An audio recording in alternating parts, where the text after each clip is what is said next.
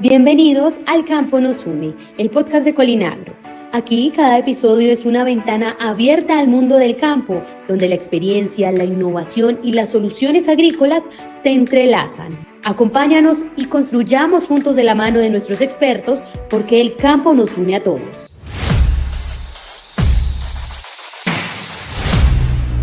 Bueno, buenos días a todos en este podcast tan interesante que tenemos del Campo Nos Une. Hoy tengo la fortuna de poder estarlos acompañando. Mi nombre es Diego Carvajalino, soy el gerente general de Colinagro y me acompaña hoy nuestro gerente técnico Iván Cruz. Iván, bienvenido al podcast. Hola Diego, buenos días. Y bueno, buenos días a todos. Esto va a ser una buena introducción de lo que hacemos en el día a día. Es explicar un poco y de manera sencilla lo que estamos haciendo, cómo ayuda a nuestros productores. Muchas gracias, Iván. Yo creo que ese es el principal objetivo que tenemos hoy, que este sea un espacio entretenido, que este sea un espacio de aprendizaje, que este sea un espacio que nos permita a todos crecer. Yo en lo personal también como agricultor he recurrido muchas veces al conocimiento de Iván para poder entender lo que pasa en un cultivo, entender lo que significa la nutrición para cualquier cultivo.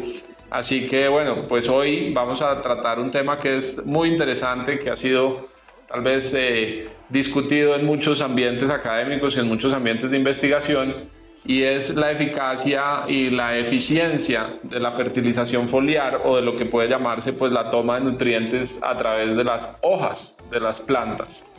Entonces, pues para poder introducir esta conversación me gustaría empezar por una pregunta, y es ¿qué beneficios puede tener hacer una fertilización foliar respecto a una fertilización edáfica? La fertilización foliar, yo creo que debemos entenderla como una bioestimulación de momento.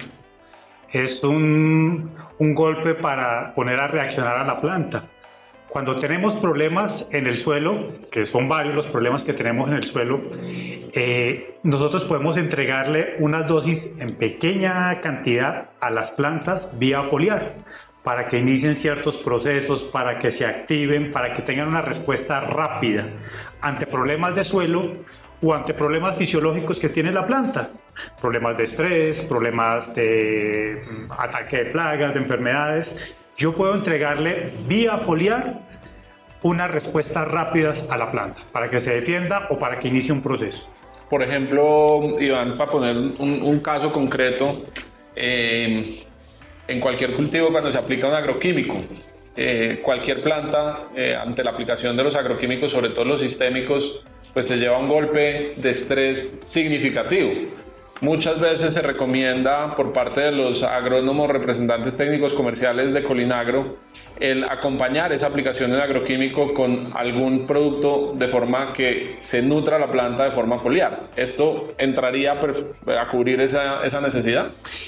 Sí, digamos, ahí la pregunta es interesante, Diego, porque estamos hablando del tipo de sustancia que yo voy a aplicar. Y aquí, en el día a día, los productores hacen unas mezclas donde pueden aplicar 3, 4 diferentes productos. Entonces, hay productos que son sistémicos e ingresan de una manera a la planta. Hay productos que necesitan pasar una cantidad de barreras. La mayoría de ellos son la parte de los nutrientes, donde ponemos a la planta a competir en ese momento en esas mezclas, pero aquí lo importante es que tenemos que tener en cuenta qué tipo de productos vamos a aplicar, y el ingreso a la planta va a ser de diferente manera. Unos van a ser más rápido, otros van a ser más lento. En el caso de los nutrientes, miremos que la mayoría de nutrientes, los que llamamos elementos menores, son de mayor importancia en las fertilizaciones foliares. Por lo mismo, porque se necesitan en bajas concentraciones. Pero cuando yo los aplico vía foliar, le estoy dando una manera rápida y directa de entregar ciertos elementos que no se mueven en la planta de una manera muy eficiente. Entonces, si yo se los aplico de manera foliar, le estoy dando una ventaja a la planta ante una condición de no toma, que no están en el suelo o que tienen problemas en la fisiología misma de la planta para ser absorbidas. Esa era otra de mis preguntas. Y era entender si yo generalmente, pues uno, partiendo a lo básico, y para los que pues no tenemos la fortuna de ser agrónomos, entendemos que las plantas toman nutrientes por las raíces y también toman nutrientes por las hojas, pero pues la principal fuente de toma de nutrientes es efectivamente la parte radicular de la planta. No obstante, ese nutriente tiene que entrar por la raíz y tiene que moverse por la planta hasta llegar a donde la planta lo necesita, poniendo el caso, digamos, de algún cultivo perenne, como puede ser el aguacate. Tenemos que llevarlo desde el suelo a través de la planta para que llegue a darle estructura, a rellenar el aguacate, a los nutrientes que luego además la persona se comerá esos mismos nutrientes cuando se coma el aguacate. Y aquí, al aplicarlos de forma foliar, prácticamente se los estamos entregando en el sitio donde los necesitan. Completamente localizados. Entonces, partamos del hecho que hay otra cuestión del mito de si yo aplico nitrógeno, fósforo y potasio vía foliar, entonces estoy sustituyendo la parte edáfica. ¿Qué ocurre? Cuando nosotros tenemos nutrición siempre aplicamos 100, 200 kilos de nitrógeno, 100, 200 kilos de potasio, 100 kilos de fósforo en total para una hectárea de un cultivo cualquiera en promedio. Pero no podemos esperar que cuando apliquemos un nitrógeno foliar, ¿sí?, estemos sustituyendo esa cantidad de nitrógeno que se debe aplicar edáficamente. ¿Por qué? Porque acá solamente es un porcentaje. A veces decimos que tenemos un producto a 100 gramos por litro de nitrógeno. De eso hay que mirar ahora las eficiencias. Si nosotros aplicamos vía edáfica, vía raíz, un nitrógeno, tenemos eficiencias del 60% en el mejor de los casos, ¿sí? Vía foliar también hay una cuestión de eficiencias. Entonces no el 100% de lo que yo estoy aplicando va a llegar, ¿sí? Entonces tenemos que tener en cuenta que hay unas eficiencias a nivel edáfico y hay unas eficiencias a nivel foliar, y que es mucho más eficiente unos nutrientes, siempre un nitrógeno, en ese orden, yo se lo puedo decir, Diego, un nitrógeno, un potasio, son los más eficientes para ingresar vía foliar, y ya después tenemos unas barreras por el tamaño del ion y demás, del fósforo, del calcio, de los elementos menores, ¿sí? Ahora, la cuestión como el calcio, como el boro, el mismo zinc, que entran en la planta, ingresan por unos conductos especiales y llegan a unos puntos en la planta, sean hojas y sean frutos, de ahí no se mueven.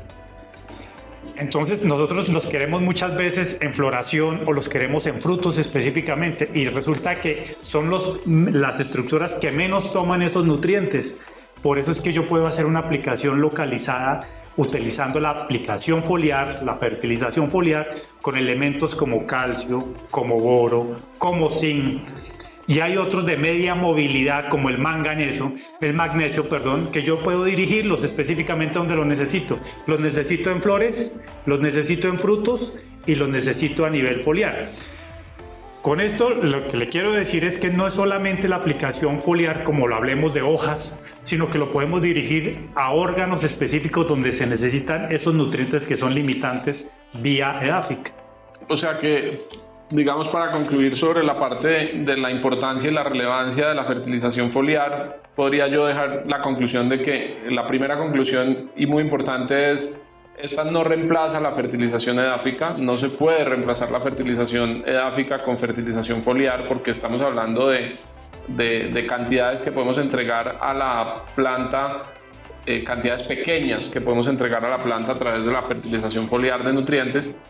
Y estamos hablando de que debe ser muy especializada. Debemos tener claro qué nutrientes vamos a entregar de forma foliar y en qué partes de la planta es donde los necesitamos y por qué los estamos entregando en esas partes de la planta, y se vuelven un complemento para la fertilización edáfica que nos ayuda a estimular a la planta a determinados procesos fisiológicos, como la floración o como el llenado de fruta o como la división de las yemas.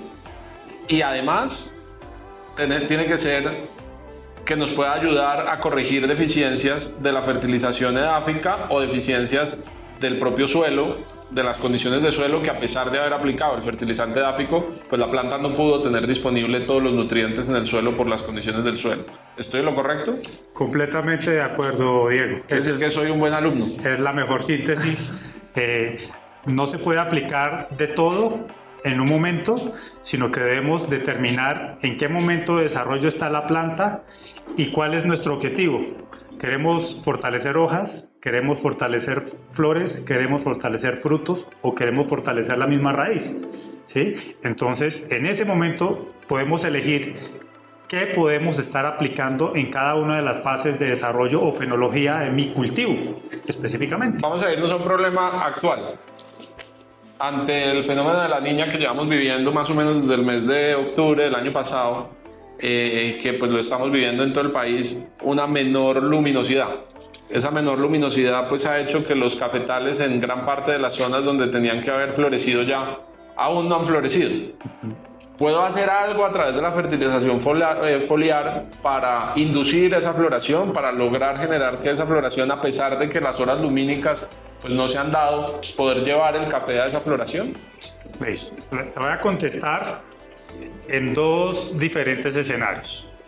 Primero, pasar a una fase de desarrollo en un cultivo implica que están ahí, que regulan. ¿Quiénes son los que regulan que yo pase de un estado vegetativo a un estado reproductivo? Son varios factores: el ambiente, la condición nutricional propia de la planta y la condición hormonal de la planta. La condición hormonal de la planta se desencadena para cambiar de un estado a otro por las condiciones ambientales. En el caso del café tenemos el inconveniente, digamos más que el inconveniente, es que responde a una cuestión que se llama hidroperiodo y termoperiodo. ¿Eso qué quiere decir? Que depende de una condición de estrés hídrico pequeña para que genere unos cambios en la planta. Y esos cambios me dicen, estoy formando hojas, pero voy a pasar a formar flores. En términos cristianos necesita veranito. Necesito un veranito. Sí, necesito un veranito. Necesitamos un veranito. Un veranito. Cuando, pero el café sobre todo, para poder empezar a florecer. O sea, que el estrés no siempre es malo. ¿Sí? En este caso debe ser positivo y se necesita. Bueno. Eso lo que quiere decir acá es que no solamente de la fertilización foliar depende que yo pueda hacer un cambio de un estado a otro. ¿Qué sí puedo hacer? Y utilizando las aplicaciones foliares de productos foliares, yo podría estresar a la planta, generarle un estrés desde afuera diferente al estrés hídrico, y ese puede ser un estrés con una sustancia, un regulador fisiológico, por suficiente ejemplo, para simular el estrés que sufre la planta en el verano y llevar a la planta a floración a pesar de no haber tenido el estrés del verano. De acuerdo, y eso lo que le hace es generar todo un cambio de hormonas vegetales dentro de la planta para hacer un cambio. Ese es uno de los escenarios para una fase fenológica, pasar de una fase fenológica, o sea, de hojas a flores. El otro aspecto que uno debe considerar en esta condición climática de fenómeno de la niña, poca luz, alta nubosidad, alta lluvia, es que hay elementos como el boro y el calcio que no se van a mover, porque ellos necesitan transpiración. Transpiración es que haya temperatura. Entran por la raíz, por la transpiración van hacia las hojas, hacia los frutos. Pero en estas condiciones la transpiración es muy baja. Muy bajita. Entonces vamos a empezar a tener todos los problemas de frutos rajados, frutos con corazón hueco, baja vida post cosecha de los frutos, la misma respuesta de las hojas, porque no hay calcio suficiente, no hay boro suficiente para defenderse ante condiciones climáticas. Entonces, en esta condición, hacer las aplicaciones para fortalecer frutos, para fortalecer hojas, se vuelve un imperativo. Es importantísimo, es una oportunidad.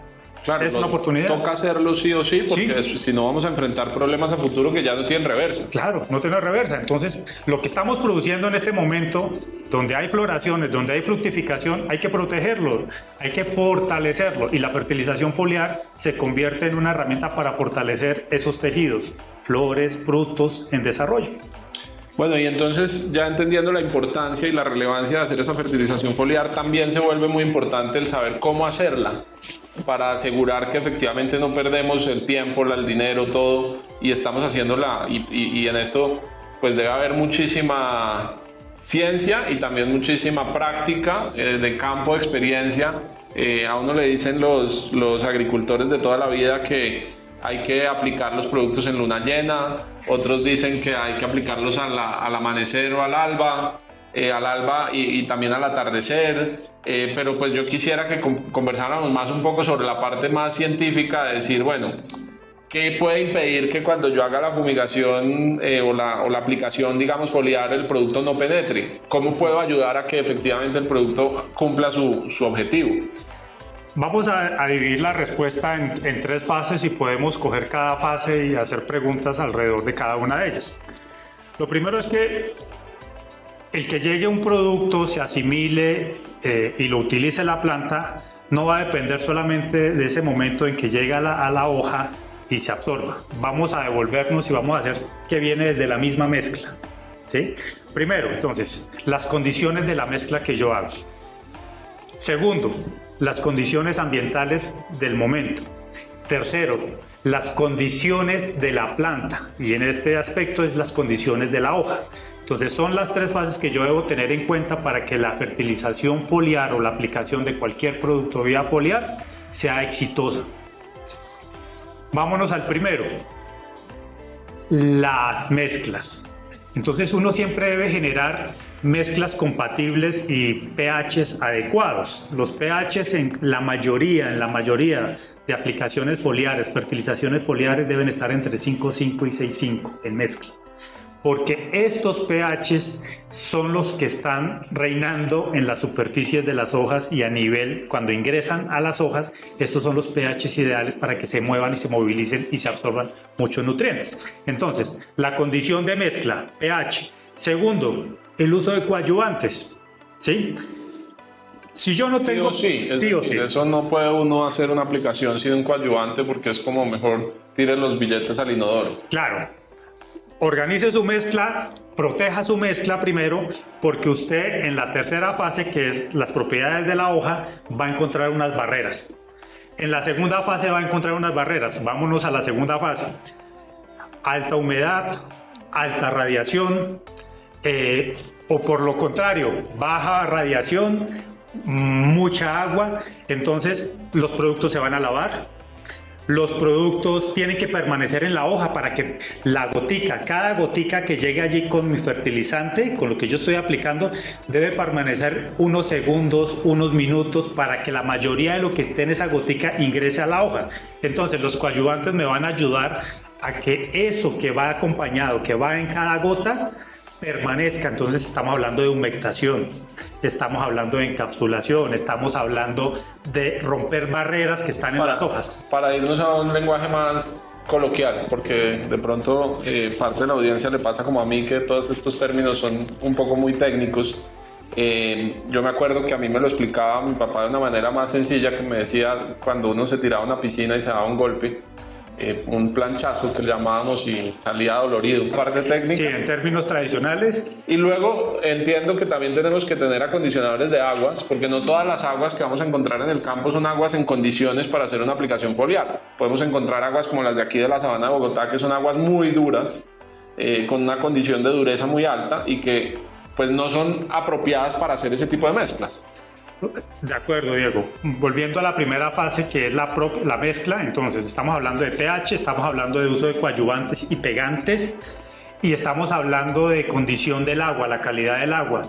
Agua con carbonatos, altísimos carbonatos, lo que hacen es precipitar, adherirse a los nutrientes que yo estoy aplicando o a las sustancias que está aplicando el productor, y los inactivan. Entonces puedo estar aplicando, creer que estoy aplicando, pero no estoy logrando nada. Y otro concepto que también a veces mucha gente le pasa como a mí, que lo confundíamos hace tiempo, era el concepto de dureza del agua y el concepto de pH del agua, que no es lo mismo, ¿no? Uno pensaba, en mi cabeza siempre estaba, aguas duras son aguas con pHs muy altos, aguas blandas son aguas con pHs un poco más neutros, ¿sí?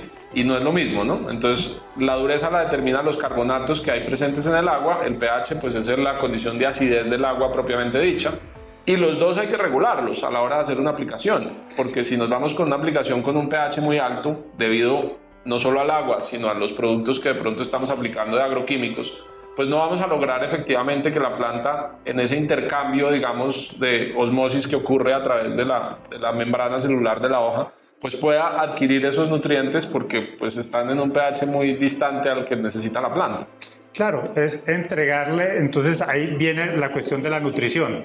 Yo puedo estar aplicando un fertilizante, pero no estoy logrando la nutrición que quiero lograr, porque llega, una gran parte se queda en la hoja, se escurre, se pierde o no se asimila y entonces... Mejor dicho, es chao. como si le sirvieran a uno el almuerzo sin cuchara. Sin cuchara. Entonces no se lo puede uno tomar la sopita. De acuerdo. Bueno, y hablando, digamos, de esas condiciones, aparte, digamos, de eso, el momento, que no hemos hablado pues más de la mezcla y del tema, ¿en qué momento hago la aplicación? Listo. Entonces, viene la condición climática, la segunda fase. Siempre lo ideal, pero en la agricultura sabemos que este mundo ideal no existe, ¿sí? Es muy en la mañana o en la tarde, pero un productor necesita optimizar su tiempo de estar aplicando en cualquier momento. Entonces, siempre es bueno, la mayoría de nutrientes uno los debe aplicar y que 2 horas o 3 horas después llueva. Si llueve a la hora, la verdad es que ya se perdió gran parte del producto porque hay un tiempo de ingreso en la hoja.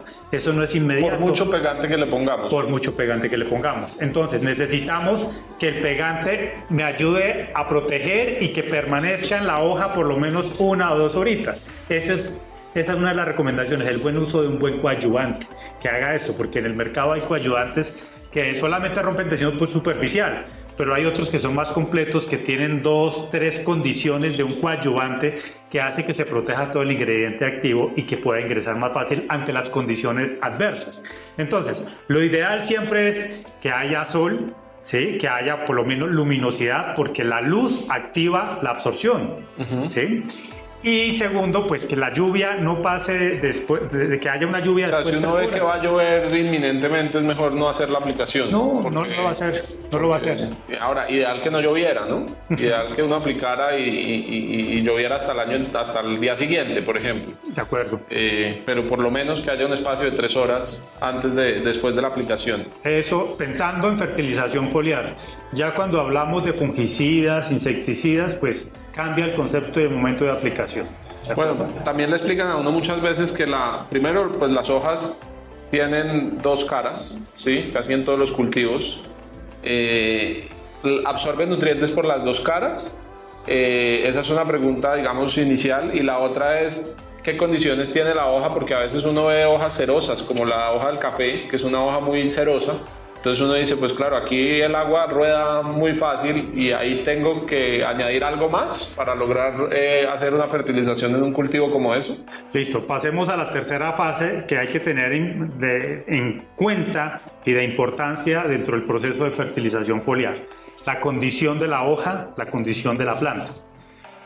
Antes de irme específicamente a la condición de la hoja, entonces, tengan en cuenta que cuando una planta está estresada, cuando una planta en un verano, una planta deshidratada y demás, el porcentaje de absorción es menor. Entonces, entre más estresada esté una planta por una fitotoxicidad, porque las hojas están cloróticas, las hojas están necróticas, o sea, lo atacó una plaga, lo atacó un insecto, se le fue la mano y lo intoxicó. Entre más tenga estas condiciones, la capacidad de absorber nutrientes eficientes es menor. Porque hay como la de hacer fotosíntesis. De acuerdo. Como cualquier otro proceso fisiológico de la planta, pues ante menor cantidad de hojas o las hojas más dañadas están más limitadas. De acuerdo, de acuerdo. Y ahí es cuando uno dice, primero recupero y aplico unos buenos nutrientes, pero aplico bioestimulantes, ¿de acuerdo? Para recuperar la planta para que esté bien y que me asimile mejor la parte de nutrición foliar. Ahora, vámonos a la hoja. La hoja tiene muchas barreras, no solo las ceras, como está en el caso de la hoja del café. Tiene muchas vellosidades, como en el caso de la hoja del tomate o la papa, ¿sí? Esas son barreras. Y ahí es donde los coadyuvantes ayudan a romper esas barreras, ¿de acuerdo? Primero. Segundo, la cuestión y lo que se dice de la parte de los estomas. Entonces, hay especies que tienen una densidad, muchos estomas en la parte inferior, sí, adaxial, abaxial. Vamos a hablar de la parte inferior de la hoja, más que sobre la parte superior. Y eso es lógico porque si los tuviera más por la parte superior, se deshidrataría más rápido. Claro. Entonces necesita proteger. Pero los fertilizantes, los iones no ingresan por los estomas. Entonces la cantidad de estomas que tenga da igual. Está muy bien, pero no es para el ingreso de productos. ¿Y por dónde ingresan entonces? hay unos microporos que nosotros no vemos, no podemos ver, pero si nosotros piensen en los bloques, en la construcción de una casa. Sí. Cuando se une un ladrillo con otro, ahí hay unos espacios. Uno dice que hay un cemento, ¿sí? Pero ahí hay unos microespacios, microporos. Es lo mismo que ocurre en una hoja. Hay células, piensen que cada célula es un ladrillo, y entre célula y célula por allí inicialmente ingresan los iones y después ya ingresan a la célula para empezar su viaje o localizarse en el órgano específicamente. ¿Algo parecido a los poros que tenemos los seres humanos? Sí. Es decir, por eso pues, nos ponemos una crema humectante y la crema humectante la piel la absorbe.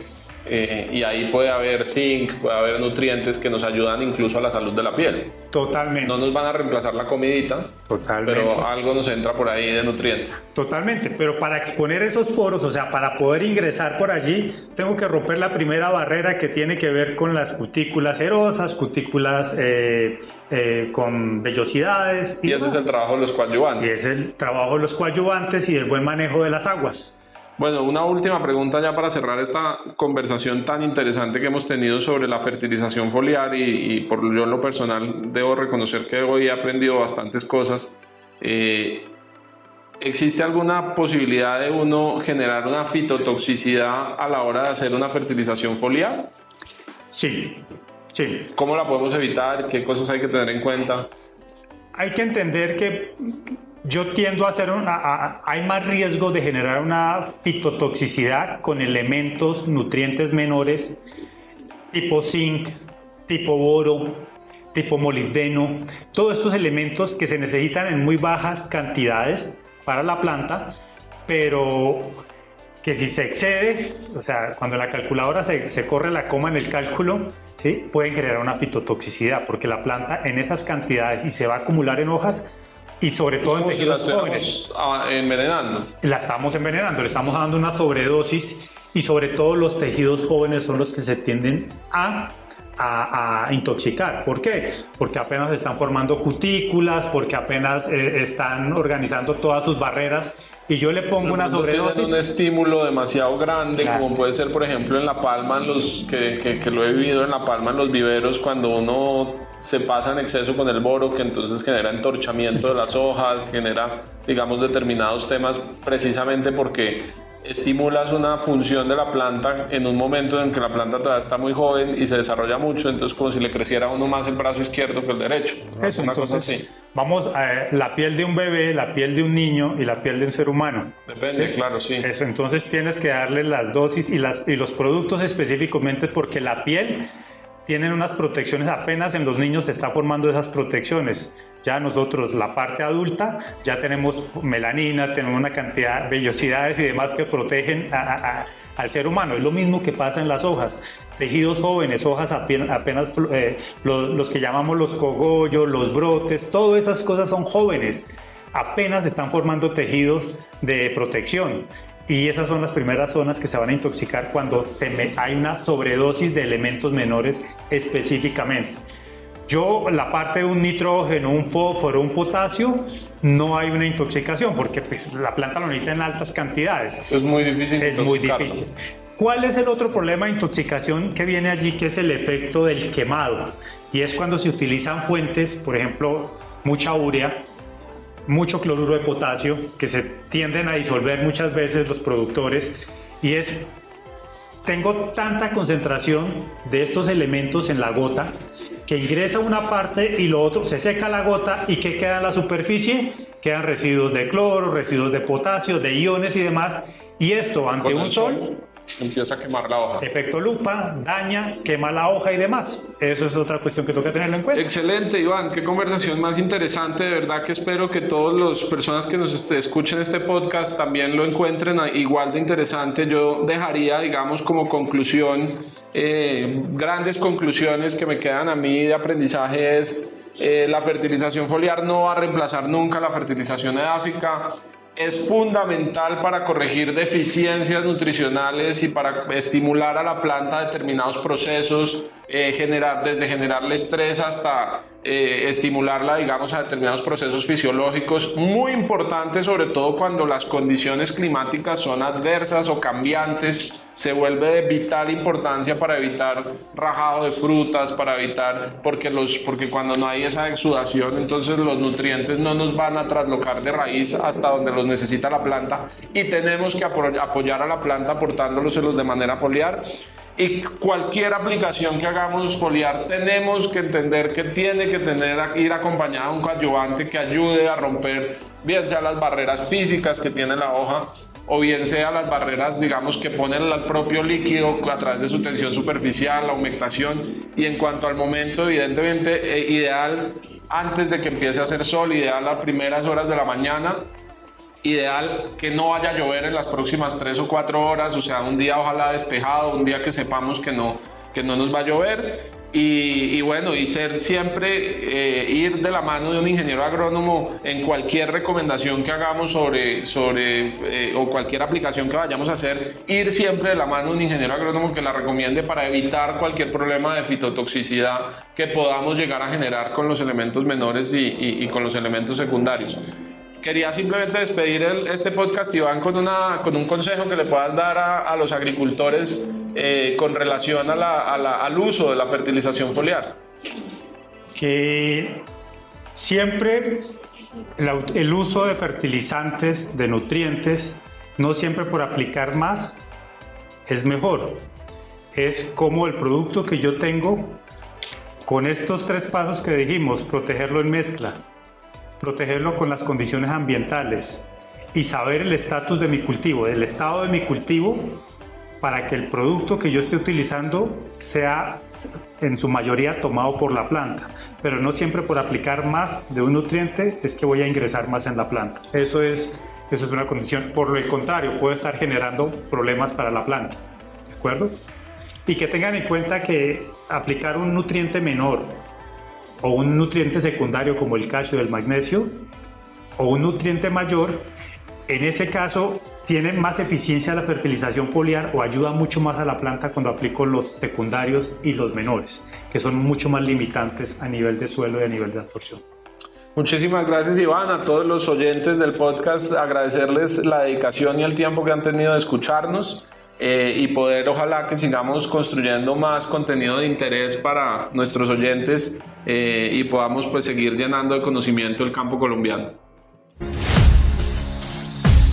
Gracias por haberte unido a este fascinante episodio. Recuerda que cada aprendizaje y cada solución compartida aquí es una semilla que juntos cultivamos. Porque en Colinagro creemos firmemente que el presente y el futuro del campo nos corresponde a todos. Nos encontramos en un próximo episodio.